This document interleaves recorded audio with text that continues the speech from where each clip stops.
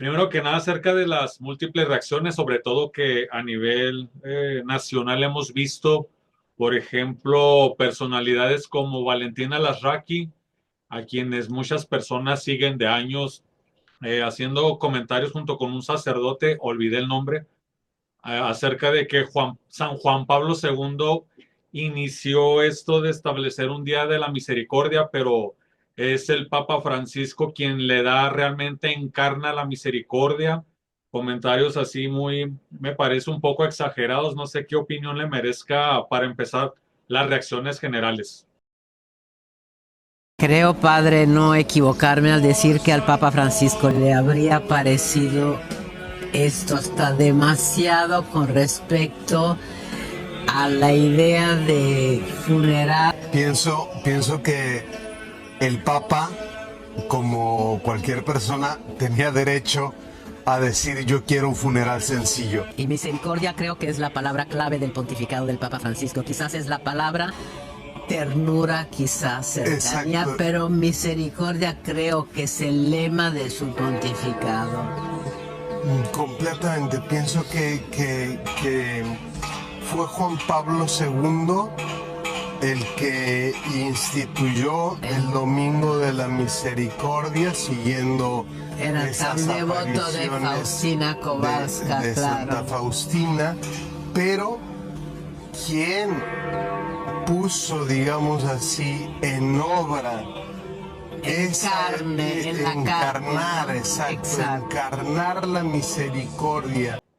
Bueno, era de esperarse que un hombre como Bergoglio iba a generar este tipo de reacciones. Fue un papa del mundo, para el mundo, que le habló al mundo precisamente, pues lo que quería escuchar, ¿no? Al mundo no le gusta escuchar el mensaje de Cristo, de conversión, de cambio, de sacrificio, de penitencia. Eso al mundo obviamente no le cae bien, no le simpatiza, no le gusta. Entonces, cuando llega alguien que les ofrece una versión edulcorada y diluida del Evangelio, donde solamente les habla del amor y la bondad y que cada quien puede seguir haciendo su vida de pecado sin tener remordimiento ni que habrá consecuencias eternas de sus actos, el mundo lo aplaude, por supuesto. Y Bergoglio representó precisamente bueno, pues un pontificado. Yo le pongo siempre comillas cada vez que escribo esta palabra porque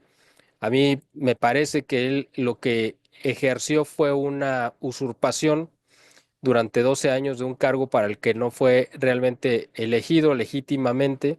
Se adulteraron los procesos internos, en fin, es una historia larga. Por eso es que al final yo creo que no fue realmente un papa legítimo, pero dentro de lo que él ejerció y como se dio a conocer al mundo, siempre fue como un hombre que supuestamente presentaba la misericordia como la característica más importante de Dios, haciendo a un lado otra característica importantísima de Dios, que es la justicia.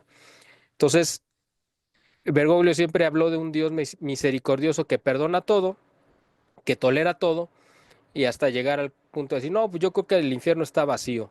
¿Eso qué significa? Pues que Dios no tiene justicia, no existe la justicia para Dios y que todo el mundo se puede burlar de él sin consecuencias, lo cual no solamente es falso, sino además es gravísimo porque la gente que lo haya creído como tal, que sí se lo haya tomado en serio, pues habrá enfrentado una realidad muy distinta en el momento que haya tenido que llegar a su juicio final ante Dios y darse cuenta que lo que había escuchado de este hombre pues era falso y que si hay un juez que es muy justo y muy severo a la hora de emitir su sentencia.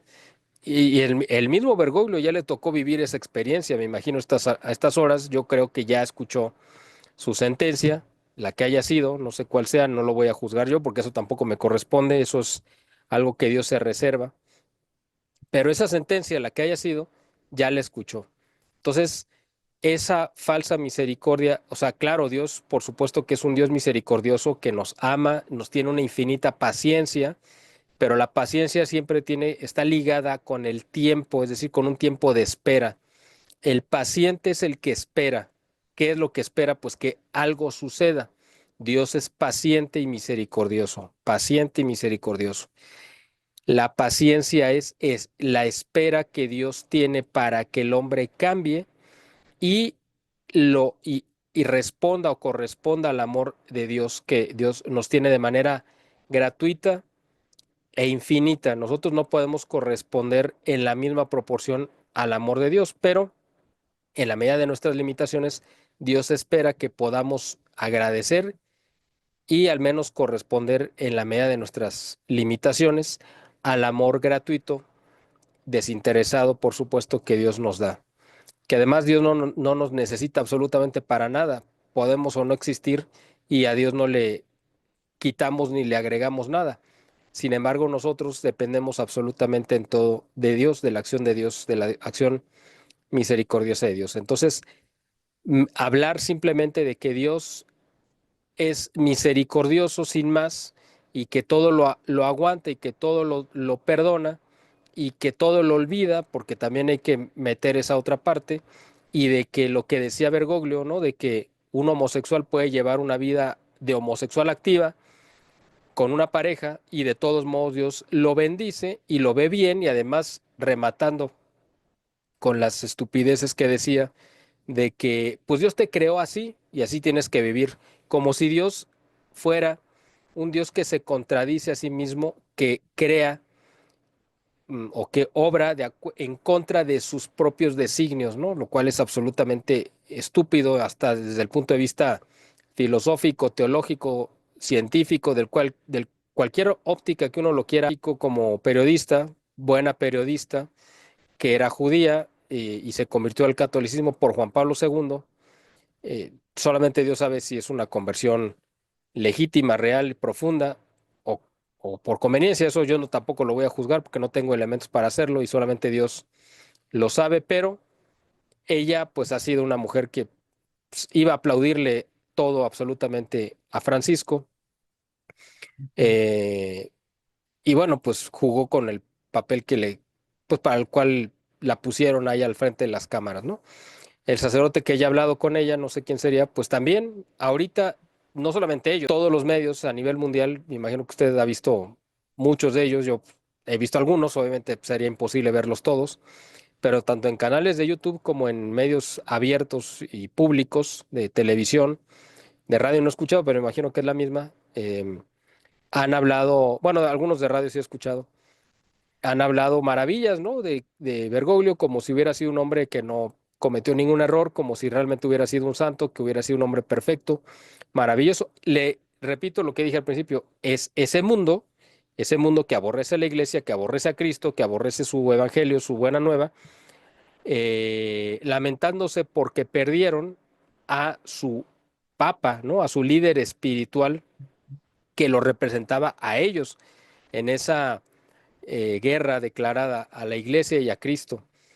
Eh, Somos pocos los que hemos levantado la voz diciendo, pues no es así lo que ustedes dicen. Ahora, esto que yo estoy diciendo aquí con usted, pues no es que se me haya ocurrido ahorita a raíz de que ya se murió este señor. Es algo que yo he venido diciendo desde que tuve un medio de comunicación para poder expresar mi oposición, que fue a partir del 2013 que yo fundé el Boletín de Información e Inteligencia Estratégica, el mismo año en el que comenzó su usurpación Bergoglio. Y el primer artículo que publiqué sobre él fue precisamente de que había llegado de manera irregular. No fue un artículo mío, fue un artículo de José Alberto Villasana, que yo lo publiqué precisamente porque quería que mis lectores conocieran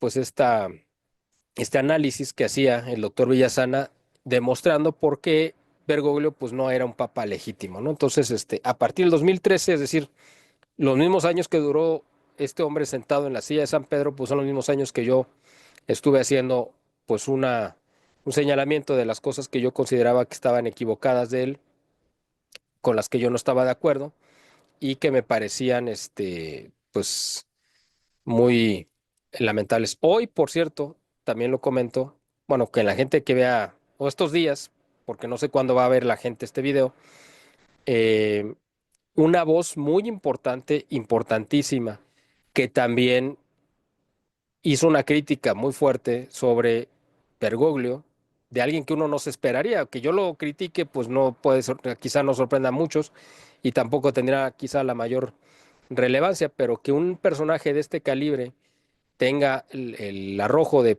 criticarlo, pues es muy relevante. ¿A quién me refiero?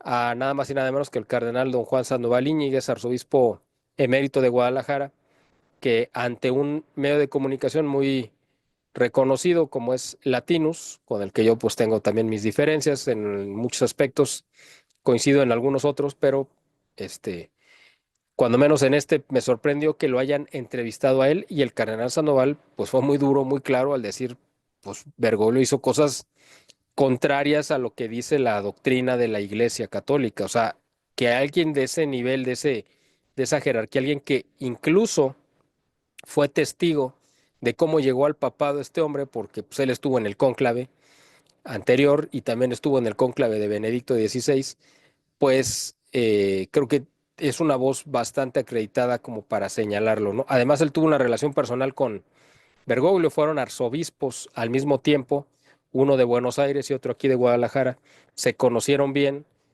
pero el cardenal Sandoval, pues no era ajeno a las barbaridades y a las pues, blasfemias continuas que decía Bergoglio, y pues aquí tenemos pues el reflejo, ¿no? Digamos, de su postura siempre tan firme y tan clara, ¿no? Como pastor que sigue siendo como obispo, que él está obligado a seguir, pues defendiendo la fe como lo ha hecho siempre, ¿no? Entonces me sorprendió y me dio mucho gusto ver esta declaración del cardenal don Juan Sandoval que dijo a raíz de la muerte de Bergoglio. Miguel, tengo una información, no sé si será correcta, en el sentido de que más del 75% de los cardenales electores para este próximo entrecomillado cónclave fueron asignados, fueron autorizados Nom- por Jorge Mario Bergoglio. ¿Qué tan cierto es? nombrados. Nombrados. Parece que es el 80%, o sea, no Ah, es el caray. 75, es el 80%. Bueno, también es que es una cuestión de edades, ¿no? Quedan todavía 5 cardenales que van a entrar al conclave que fueron nombrados por Juan Pablo II. ¿Por qué? Bueno, pues simplemente una cuestión cronológica. Juan Pablo II murió hace 20 años. Quiere decir que estos cardenales tuvieron que haber sido ordenados hace más de 20 años, pero tener menos de 80. Por ejemplo, el cardenal don Juan Sandoval es un cardenal nombrado por Juan Pablo II, pero pues ya rebasa los 80 años. Entonces él ya no va a participar en el cónclave. Entonces es una ventana de tiempo muy estrecha donde algunos cardenales que fueron todavía ordenados por Juan, bueno, no ordenados, sino nombrados por Juan Pablo II, pueden todavía tener la oportunidad de participar en el cónclave. ¿Qué significa? Que los nombró muy jóvenes, tendrían de entre 50 y 60 años cuando los nombró, por eso alcanzan a entrar todavía al cónclave. Otro grupo, quizá de unos 20, 25, un poquito más, son de los que alcanzó a nombrar todavía Benedicto XVI. Benedicto XVI dejó el papado en el 2013, o sea, hace 12 años. Quiere decir que pues todavía hay una ventana un poco más amplia de tiempo. Pero Bergoglio, precisamente una de sus principales trabajos que hizo fue tratar de nombrar a la mayor cantidad de cardenales para garantizar que sus aberraciones iban a continuar aun cuando él ya no estuviera en este plano, ya no estuviera en este mundo. Eso es lo que él, la apuesta a la cual él quiso, por la cual él pues nombró tantos y tantos y tantos cardenales, ¿no? Pero vamos a esperar porque la providencia siempre actúa. Muchos de estos cardenales que él nombró, los nombró de manera deliberada de regiones que él llamaba o consideraba la periferia, ¿no? ¿Cuál es esa periferia? Pues lugares remotos del mundo donde había comunidades muy pequeñitas de católicos que no pues, representaban numéricamente, pues prácticamente eran imperceptibles, pero que él quiso darles algún cardenal que los representara. Algunas islas remotas, ¿no? En el Pacífico, países asiáticos que tienen comunidades muy pequeñitas, y sin embargo a México, que es un país que tiene alrededor de 140, oficialmente, ¿no? Como 140 millones de habitantes, quién sabe cuántos seamos realmente, pero según las cifras del gobierno somos como 140. Solamente hay 6 cardenales vivos en México, y de esos 5 solamente van a participar en el cónclave 2. Evidentemente hay una desproporción de el número de católicos, que se supone que es alrededor del 80%. Y cuando digo católicos, pues me refiero a numéricamente, porque la mayoría de esa gente yo creo que no conoce prácticamente nada de religión. Son católicos culturales que van a misa a veces, cuando menos en Navidad y alguna otra festividad, que hacen la famosa visita de los 7 templos, pero no participan en los oficios de Semana Santa, por ejemplo, ¿no? Que van el miércoles de ceniza, no van a misa, pero van el miércoles de ceniza. ¿Por qué? Pues por quién sabe, pero porque es la tradición y mi mamá me lo enseñó, entonces yo voy a que me pongan ceniza. Y pues hacen su primera comunión, llevan a sus hijos a bautizar. Pues la hija hace su fiesta de 15 años como si fuera un sacramento y se casan por la iglesia.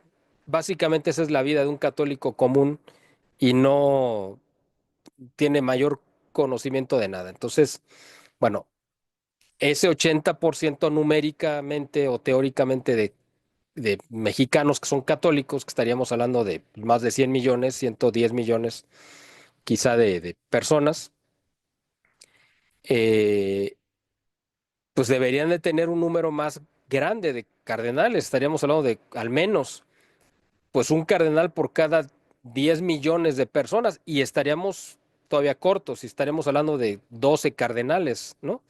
O sea, el doble al menos. En Estados Unidos tienen como, no sé, 20, 25, 30 cardenales, no sé cuántos, ¿no?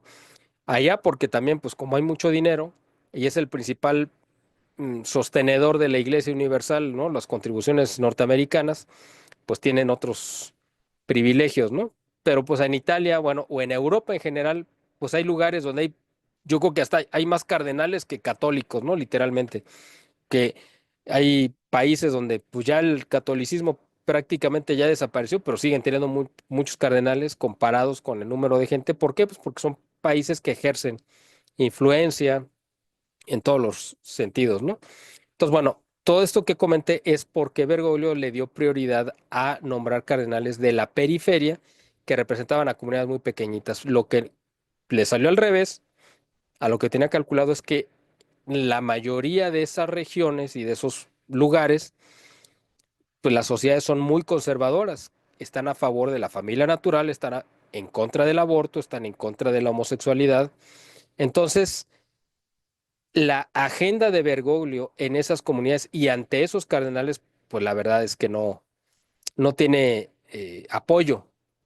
Quizá en lo social, en la parte económica, pues puedan ser de izquierda, pero en la parte de la agenda, digamos, de género que impulsó con tanta vehemencia Bergoglio, pues estos cardenales no van a ir en ese sentido. Y eso es una cantidad significativa de cardenales, lo cual es interesante porque muchos de esos quizá ahora en el conclave se van a inclinar o van a hacer equipo o bloque más bien por algún candidato que sea o moderado o conservador, que es todo lo contrario a lo que quería hacer Bergoglio. ¿Por qué? Pues porque estos cardenales no se van a identificar con los cardenales radicales bergoglianos que van a querer que haya sacerdotisas o que se cambie la doctrina o que vengan toda una serie más de innovaciones que se permitiera, porque pues, yo no me extrañaría que lo llegaran a impulsar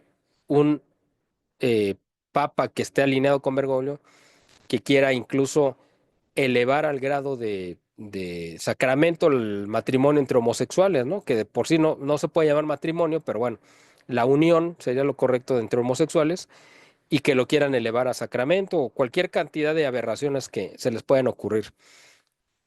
Entonces, estos cardenales no irían, yo creo, en esa línea, ni harían ronda con esto su equipo, y probablemente preferirían a un candidato mucho más moderado y mucho más eh, cercano a lo que es la realidad de lo que ellos están viviendo. O sea, hay muchos cardenales asiáticos que vienen de sociedades tradicionales y africanos también que vienen de sociedades tradicionales, ¿no? Entonces, va a estar interesante el juego de poder que se dé internamente en el conclave porque pues la moneda literalmente está en el aire. Numéricamente, en teoría, pues claro que va a ganar algún candidato, bueno, eso es lo que uno humanamente uno pensaría, va a ganar un candidato de Bergoglio, de los que él nombró cuando menos, ¿no? Pero no, eso no significa que sea necesariamente alguien malo. Algo malo debe de tener, si no, no lo hubiera nombrado, eso sí, de entrada, pero pues puede pasar cualquier cosa. Si realmente, como dicen, que el Espíritu Santo pues es el que preside el cónclave, vamos a ver si en esta ocasión le abren la puerta en la Capilla Sixtina al Espíritu Santo. Y en ese sentido, ¿cuál sería entonces los pasos siguientes con relación a la preparación del cónclave, de la exposición de Jorge Mario Bergoglio este sábado? Tengo entendido que es la misa de cuerpo presente, no sé el término correcto. ¿Qué serían los pasos siguientes? ¿Se prepara al cónclave? ¿Ya tienen más o menos visualizado quiénes van a presidir la mesa electora? ¿Qué es lo que usted sabe, Miguel? Sobre todo para los que desconocemos los pasos que siguen. Bueno, lo que ahorita se está llevando a cabo, pues es lo que llaman la capilla ardiente, que está el cuerpo, los restos, los despojos de Bergoglio para la veneración pública. Si es que se puedan venerar, pero bueno, así se le llama, ¿no? La gente va y se despide de al que la gente considera que fue un papa, ¿no? Un papa legítimo, que no lo fue, pero la gente lo cree que así fue. Se despiden de él, se le hace este homenaje. El sábado son las exequias, o sea, ya la misa, digamos, donde finalmente es la ceremonia oficial en la que ya eh, es previa al enterramiento, ¿no? del cuerpo. En esta misa, como además el Papa, cualquier Papa, aparte de ser el líder religioso de pues una religión, evidentemente, además de ser el vicario de Cristo y el obispo de Roma y el patriarca de Occidente y una serie de títulos, aparte de todo eso, pues es un jefe de Estado. Entonces, como jefe de Estado se le despide y se invita a delegaciones de todo el mundo para que asistan a los funerales. Lo mismo pasaría si llegara a morirse Claudia Sheinbaum o cualquier otro presidente en funciones. Entonces se supone que se prepara un funeral de Estado donde se invita a los jefes de Estado, a los reyes y príncipes y dirigentes, etcétera, para que acompañen a la ceremonia pues a las ceremonias fúnebres, ¿no? Del gobernante. Entonces, es un, eh, es una ceremonia, es un sepelio de Estado y van a asistir, pues, muchos presidentes y reyes y embajadores, etcétera, ¿no? Cuando fue el mayor número de jefes de Estado que se reunieron para una ceremonia así, pues fue cuando murió Juan Pablo II.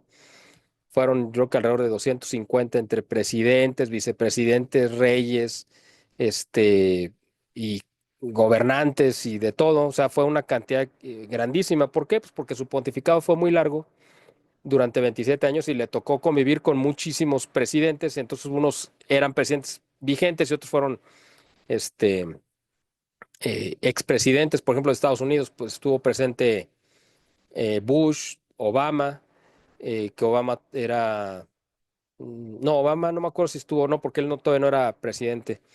Clinton, perdón, es el que estuvo. Estuvo, creo que Carter también, y pues no sé, el Bush, creo que padre también estuvo presente. Bueno, en fin. O sea, pero me refiero a que sí, pues llamó mucho la atención. En el caso de Benedicto XVI, Bergoglio tuvo todavía la bajeza de impedir y de bloquear que hubiera un funeral de Estado para el Papa Benedicto. Hasta eso le quiso quitar como última afrenta, porque dijo, pues él no era el jefe de Estado, por lo tanto no va a haber un funeral oficial de Estado. Él ni siquiera quería estar en la ceremonia, o sea, a ese nivel lo despreciaba, pero pues obviamente prácticamente lo obligaron a estar porque hubiera sido un escándalo que no estuviera, pero no presidió la ceremonia, estaba ahí como un asistente más aún en el altar y todo, pero él no presidió la ceremonia.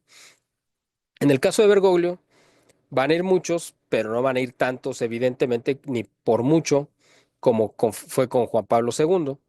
Entonces, eso es lo que va a pasar el sábado, lo entierran, no lo van a enterrar en el Vaticano, en las grutas vaticanas donde están enterrados pues todos los papas, sino él pidió ser enterrado en otro templo que está dentro de Roma, que se llama Santa María la Mayor, que es una basílica donde también oficia el papa, pero él quiso estar ahí, supuestamente porque le tiene mucha devoción, pero pues se ha corrido por ahí la especulación de que pues, como no era un papa legítimo, tampoco podía estar enterrado en las grutas donde están los papas. Eso puede ser especulativo, pero es algo significativo. Otra cosa es que él pidió no estar con ciertos, con parte de los símbolos que representan al papado. A los papas siempre se les entierra. Bueno, cuando están a la vista todavía de la gente, pues están con el anillo del pescador. Ese anillo después se destruye, pero todavía cuando está el cuerpo, pues lo lleva puesta la mitra y lleva puesto, bueno, lleva junto el báculo que lo identifica como ese pastor, porque pues, era el obispo de Roma y era el pastor universal, etcétera. Pues Bergoglio decidió ni usar el anillo en sus sepelios, él dejó las instrucciones de cómo quería, ni que le pusieran el báculo, lo cual es interesante. Ahora, en la lápida, donde va bueno, no sé si a descansar, pero cuando menos donde van a estar sus restos, está marcado que él pidió que solamente se pusiera como su propio, bueno, su nombre, como Franciscus, nada más. Así es como él firmaba, también es algo muy significativo, que luego la gente no nos cree de que él fue, ustedes pónganle el calificativo que quieran, puede ser sincero o cínico, como lo quieran presentar, pero él siempre dio muestras de que él sabía que él no era un papa legítimo. Por ejemplo, él nunca firmó como firman los papas poniendo una doble P después de su nombre. ¿Qué significa esa doble P? El pastor de los pastores, que es un título que tienen los papas. Pues él no lo tenía. Él firmaba como Franciscus y ya. Este, pues eso es una parte que también habla simbólicamente de quién realmente era este hombre, ¿no? Y el hecho de que haya pedido que no le pusieran el báculo, pues también es algo significativo, ¿no? Que no esté dentro de las grutas vaticanas puede ser también un acto donde él pues, reconocía que no le correspondía estar ahí, no sé. Entonces, eso es lo que va a pasar el sábado, pero a partir pues, de que se muere el Papa, empiezan una serie de reuniones que se llaman congregaciones generales. Esas congregaciones generales son reuniones de todos los cardenales pues, vivos, evidentemente, que estén en condiciones de viajar a Roma para acompañar, asistir a las ceremonias fúnebres del Papa, pero además para empezar a intercambiar puntos de vista, opiniones e información del estado de la iglesia y además son reuniones en las que se les da un estado de cómo se encuentra la iglesia en todos los sentidos, económicamente, pues, políticamente, social, espiritual, etcétera. Es como un estado de, pues como sería en una empresa, pues un informe anual, pues acá se presenta igual. Y los cardenales tienen esas oportunidades de conocerse, platicar entre ellos y pues intercambiar puntos de vista. Estas se llaman congregaciones generales. Todos los obispos, los cardenales, aún los que no van a votar, los que no van a entrar al conclave, pueden participar en estas reuniones. Ahora, históricamente, desde que se creó la imagen, bueno, la figura de los cardenales, eso sí, yo creo que vale la pena comentarlo un poquito más a detalle. La figura del cardenal no es no cumple una función espiritual, es un cargo honorífico y administrativo. Es como nombrar caballero, como si un rey le nombra a alguien caballero o le da un título de nobleza, básicamente es eso. Em, es un reconocimiento y un honor que el Papa le concede a obispos o arzobispos de acuerdo a sus méritos o por lo que sea, ¿no? El Papa tendrá sus razones para hacerlo. Y es un título honorífico que sirve es la corte papal. Son los asesores que ayudan al Papa a guiar a la Iglesia, que lo asesoran y que lo auxilian, ¿no? Con las principales labores administrativas. Eh, eh, durante mucho tiempo, en la Edad Media, pues cualquiera podía ser cardenal y no necesariamente tenía que ser uno sacerdote. Se podía comprar ese título, ese nombramiento, etcétera. Bueno, eso ya es meterse mucho en la historia, pero eh, siempre una de las funciones de los cardenales era elegir al siguiente papa. Eso era una de sus funciones y lo sigue siendo, por supuesto. Pero no había un límite de edad. Si cualquier cardenal que tuviera la suficiente condición física como para presentarse en Roma para elegir al papa podía entrar a la votación. Esto cambió a partir de la década de los años 60, si no mal recuerdo. No sé si lo hizo Juan XXIII o Paulo VI. Fue uno de ellos dos. No, no, mentiría si les digo que fue uno u otro, pero fue uno de ellos dos que tomó la decisión de cambiar esto y limitar, o sea, ponerle límite para que solamente los cardenales menores de 80 años pudieran entrar al cónclave. ¿Por qué lo hizo? Porque la mayoría de los cardenales mayores de 80 años eran tradicionalistas, eran conservadores. Y lo que él quiso hacer, uno de estos dos, fue impedirles el paso para que solamente entraran los cardenales alineados con ellos, que es lo mismo que está haciendo ahora Bergoglio, con lo que hizo, lo que dejó previsto. Por eso es que se les limitó, pero esto fue algo muy reciente, a partir de los 60. Si no, pues gente como el cardenal don Juan Sandoval podría ir todavía al cónclave y votar o ser votado.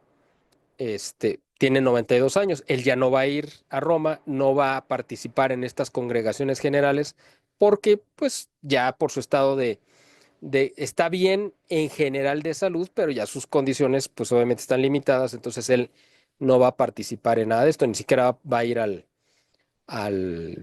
sepelio de Francisco, ¿no? Eh, de todos modos, pues le piden su opinión a distancia, ¿no? Oiga, ¿cómo ve usted la iglesia en México? Y se le consulta. Entonces, toda esta información que se recaba de todo el mundo se discute en estas congregaciones generales. Y además dan un tiempo de algunos 8 a 10 días desde la muerte del Papa, perdón, no de la muerte, sino de que lo entierran, corren 8 o 10 días para darle tiempo a los cardenales más lejanos en el mundo que alcancen a llegar y tener algunas reuniones. Y entonces se determina que entre 8 y 10 días posteriores a que fue sepultado el Papa, o en este caso Bergoglio, tiene que iniciar el cónclave, no antes ni después, o sea, le dan un plazo. Los cardenales que están más cerca, pues tienen más tiempo para reunirse, platicar, etcétera.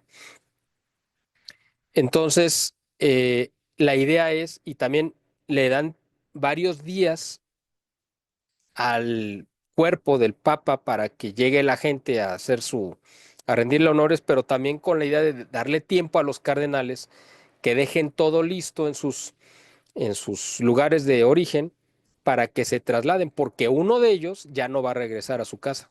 O sea, uno de ellos, no sabemos cuál, ya no va a regresar ni por su ropa, o sea, se fue y ya no regresa.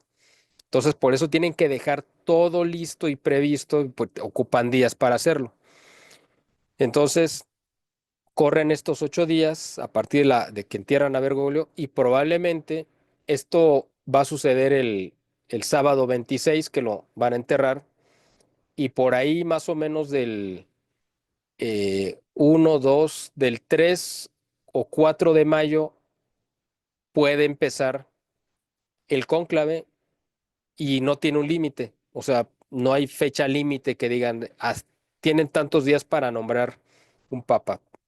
Se puede prolongar de manera, pues, indeterminada. O sea, ha habido casos extremos en la Edad Media que pues, había cónclaves que duraban meses y algunos duraron años. De hecho, ahí es donde se inventó. Cónclave significa con llave, eso significa en italiano o en latín, porque hubo un emperador que, pues como no se ponían de acuerdo y ya tenían meses o más de un año.